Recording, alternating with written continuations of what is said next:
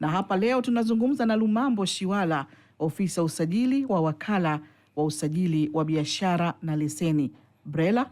Tunazungumzia umuhimu wa kuwasilisha taarifa za wamiliki manufaa wa kampuni yani BO kwa msajili. Naam, karibu. Mazuri leo.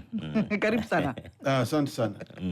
Basi kwa kwanza tufahamu hapo kwenye wamiliki manufaa hawa ni wakina nani hasa?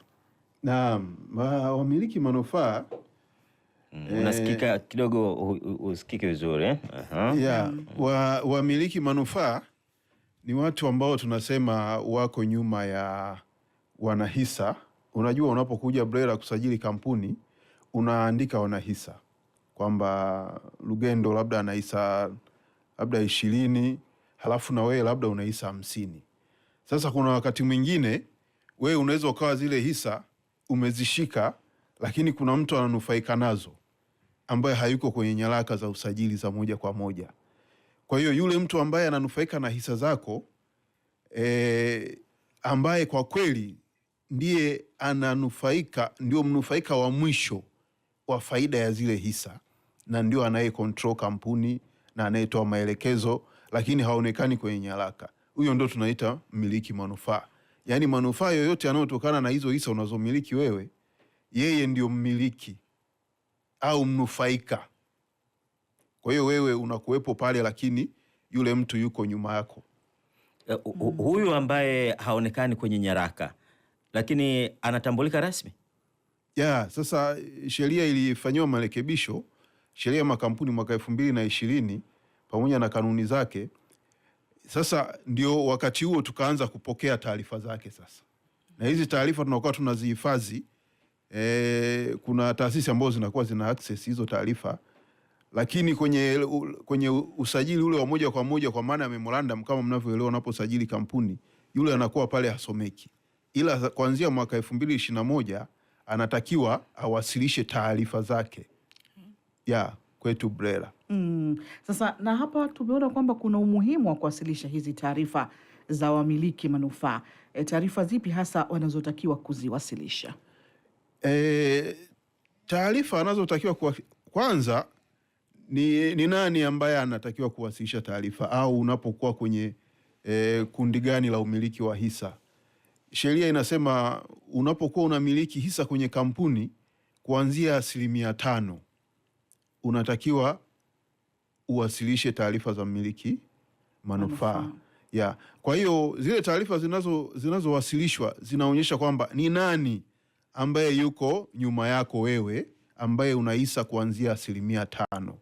Kwa hiyo taarifa zinazotakiwa ni jina la huyo mtu, namba za vitambulisho vya NIDA na taarifa zingine za binafsi, kwamba labda namba za simu, anaishi wapi, asili yake kule alikotoka, labda kijijini ni wapi, taarifa kama hizo. Kwa hiyo sisi tunapomtambua tunachukua pia hizo bio information, labda amezaliwa lini, vitu kama hivyo. Hivi kuna uelewa katika jambo hili?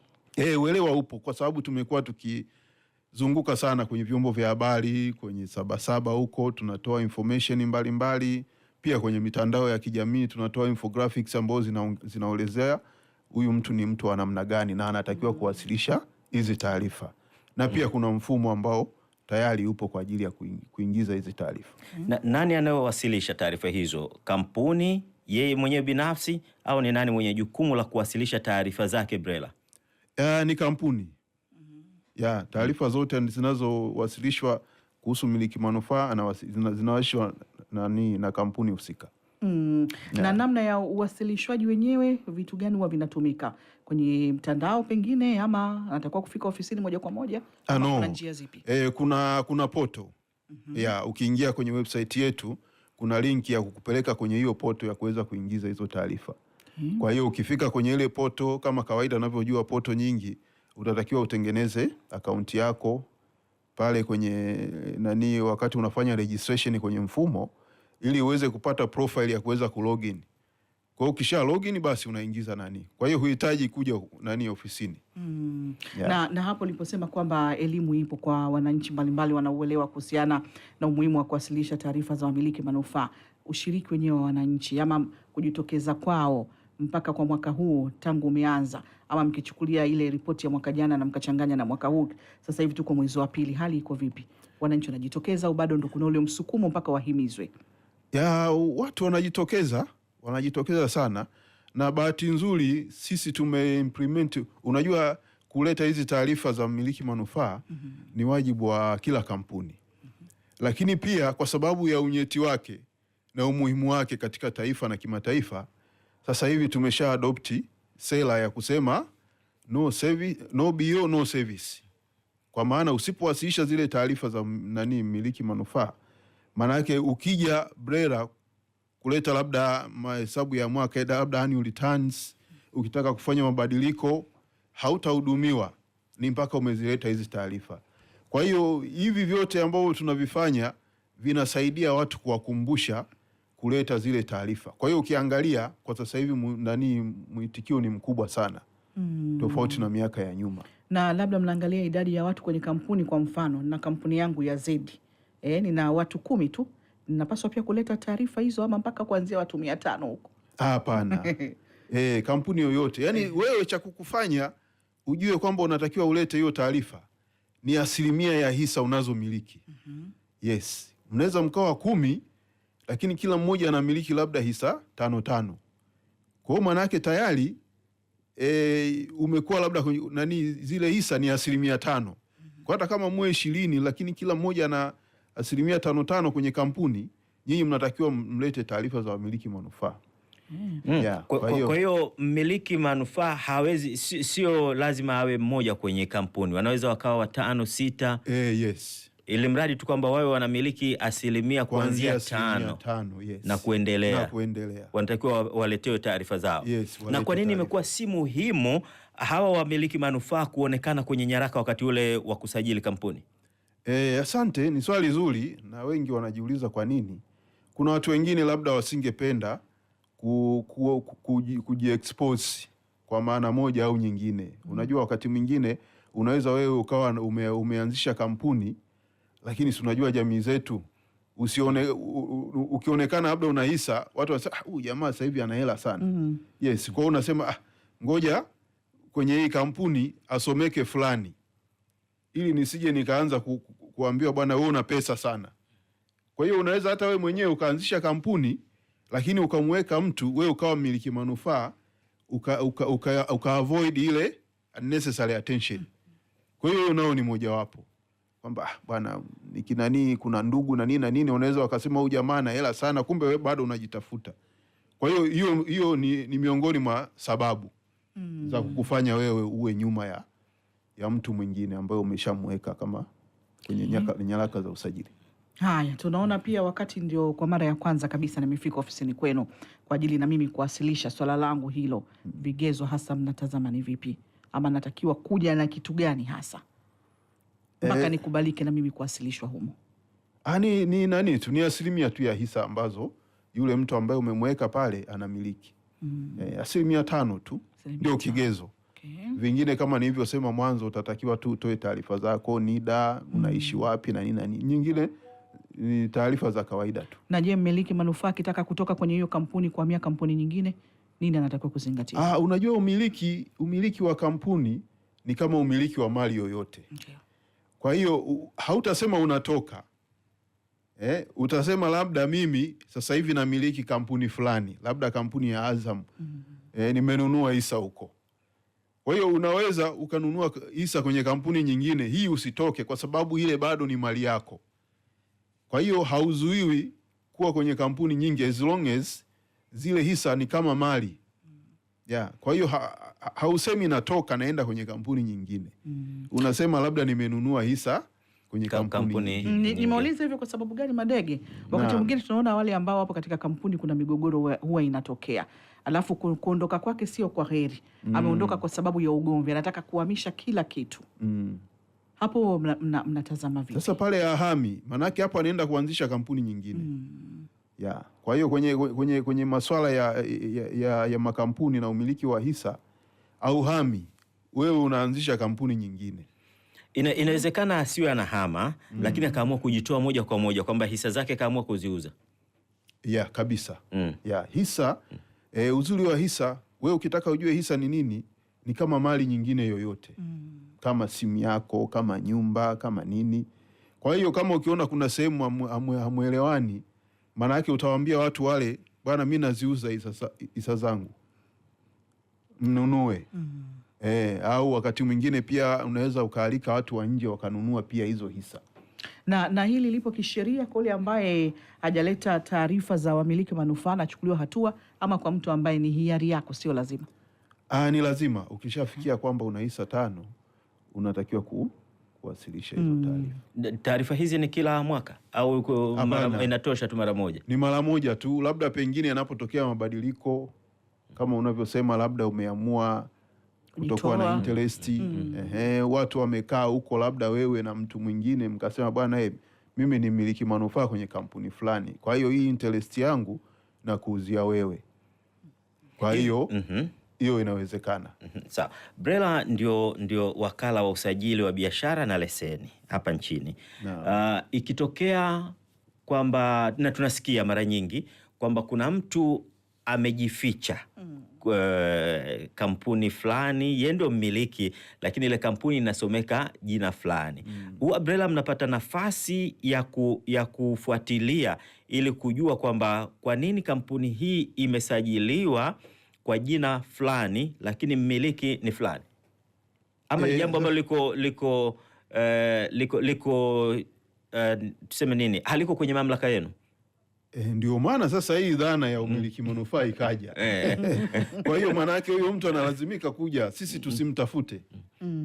Maanake huyo anatakiwa kuja yeye mwenyewe, kwa sababu asipoandika kwenye, asipoweka taarifa ya miliki manufaa, sisi hatuna njia ya kumjua.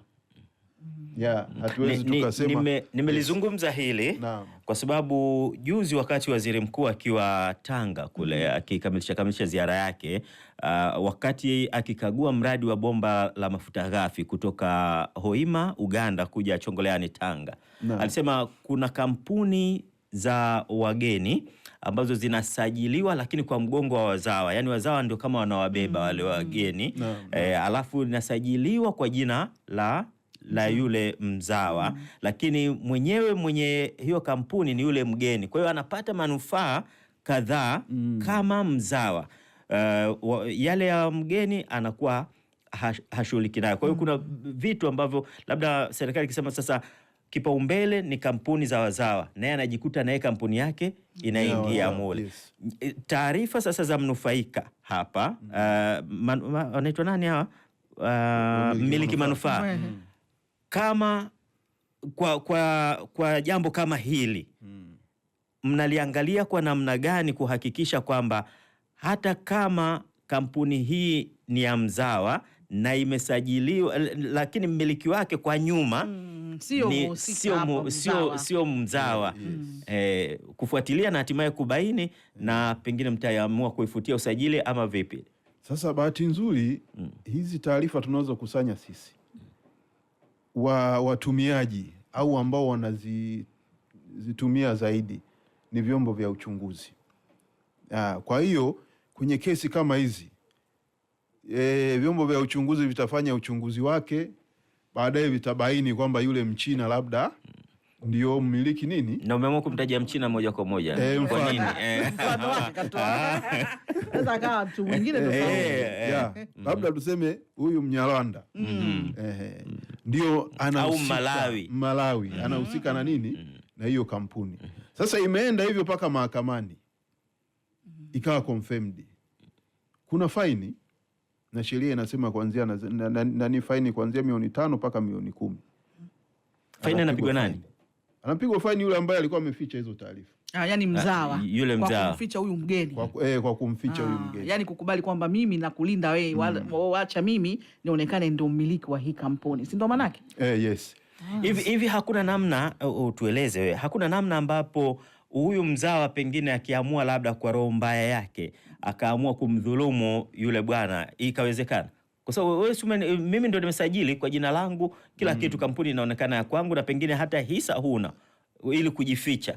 Yes, sasa hiyo ndio riski ya kutokuwasilisha taarifa za mmiliki manufaa. Ndio maana miongoni mwa faida ya kuwasilisha hizi taarifa za mmiliki manufaa ni kuziweka salama hisa zako, hata kama wewe huonekani moja kwa moja miongoni mwa faida hiyo, kwa sababu kumweka tu mtu wakati wewe huonekani popote, siku yoyote mambo ya kisheria yakizuka, mambo ya kudaiana, na kwa huna chako pale. Huna chako, lakini kama ungekuwa umeweka hizo taarifa za miliki manufaa, kutakuwa na nini na ulinzi wa nani, kwa sababu bwana, mimi ndio kweli nilikuwa final. Una uwezo wa kutoka kifua mbele, una uwezo. Ila hapa pia umesema kwamba ni lazima, sio hiari. Yes, nafanya ukaguzi kuangalia wale ambao sasa hawajaingia huku kwenye hizi taarifa. Kwa sababu kuna makampuni ambayo pia hawajaingia, na ndio maana tunazidi kutoa elimu kila siku. Sawa, kuna maswali kutoka kwa wasikilizaji wetu, manake tuliwaomba yule ambaye anataka kufahamu chochote basi utakapofika na kuanza kuzungumza ni wakati wake. Razak Hassan hajasema yuko wapi, anasema vipi wameweka mkakati gani kuhakikisha elimu juu ya jambo hili kwa maana ya wamiliki manufaa kwamba inawafikia wananchi na kuwafaidi na wanafaidika na jambo hili? Kama nilivyosema mwanzo ulipouliza namna tunavyotoa elimu, hii nayo ni miongoni mwa nini mwa kutoa elimu, kuja kwenye redio kama hivi, lakini pia tunafanya sensitization mikoani huko, na pia kwa watu ambao wanasaidia watu kufanya usajili wa makampuni, wanasheria wale auditors. Kwa hiyo tunaenda kwa mtindo huu. Kwa hiyo pia tunawafikia hata kwenye maonyesho haya wananchi mbalimbali. Na pia sasa hivi ukisajili kampuni unapata ujumbe unaokukumbusha, kwa sababu unatakiwa ndani ya siku 30 unaposajili kampuni uwasilishe hizo taarifa. Na pia hapa kuna mwingine anaitwa Minja kutoka Musoma vijijini, anauliza je, hawa BRELA wanatufikia vipi sisi wananchi wa vijijini ambao wengi wao hawana simu za lununu na za kupata taarifa zao? Je, mna ofisi mkoa wa Mara au Musoma vijijini? Tulichokifanya, unajua sasa hivi BRELA ni kwenye kompyuta yako.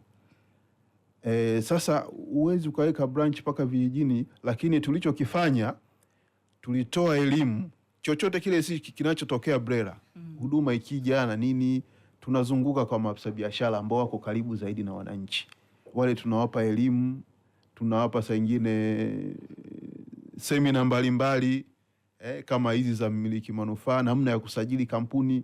Kwa hiyo aliyoko kule anaweza akaenda tu ofisi ya biashara pale, akamwona afisa biashara akaweza kumsaidia.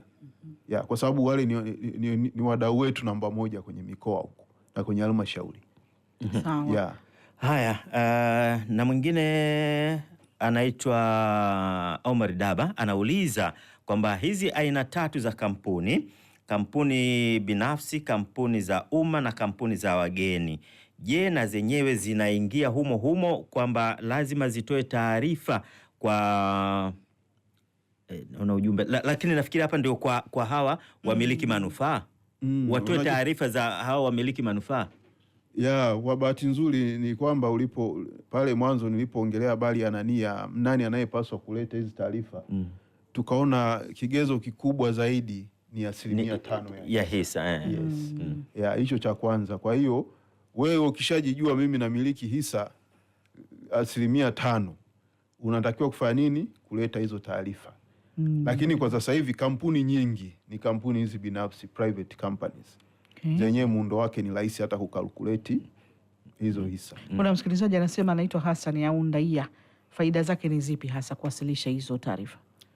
Kuna faida nadhani katika maongezi haya pia tumeziona kama hizo za kuepuka kufanya nini? Kudhulumiwa. Kwa hiyo unakuwa safe. Kuonyesha kwamba wewe kweli unamiliki hizo hisa. Sawa. Na pengine kuna ukomo wa uwasilishaji taarifa ama ni kila mtu kwa muda wake anaotaka yeye mwenyewe? Kwa sababu makampuni yanaanzishwa kila siku. Kila mara mtu unaweza kuleta taarifa hizo.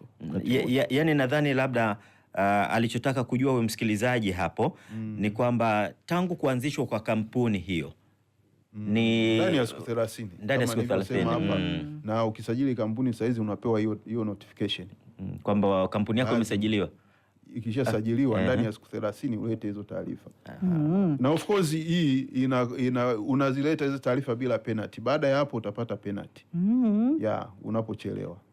Ambapo inakuwaje? Inakuwa kwa mwezi ni shilingi 2,500 kila mwezi. Kwa ukizidisha miezi 2 na kuja 5,000, miezi 10 hivyo inahesabika. Yes. Sasa ni bora uweke ndani ya ule muda. Sawa, lakini amoni kwamba hii sheria ya mtu kutoa kwa mwezi ni kama kidogo inampa unafuu. Hakuna sheria kali zaidi, maana anaona Zainab, hiyo ni faini. Yaani ile naelewa, lakini naona, lakini ninachosema mimi ni kwamba kuna mwingine anaweza akalegalega akaona faini yenyewe haingati. Labda kifungo kingeongezwa hapo. Anaweza na yeye akawa wakati huo pamoja na kusema kwamba kifungo ama faini hii haingati, haifanyi nini, lakini bado anajiweka katika hatari kama alivyosema hapa mtaalamu, anajiweka katika hatari ya kampuni yake. Maana kampuni yako kama hutoi taarifa za huyu mtu ambaye anamiliki hisa zako, unajiweka katika hatari mwenyewe. Na kwa nini sasa ameangalia kwenye hiyo hisa 5%? Kwa nini si chini ya hapo? Hii bwana ni swala ambalo linakuwa regulated pia kimataifa.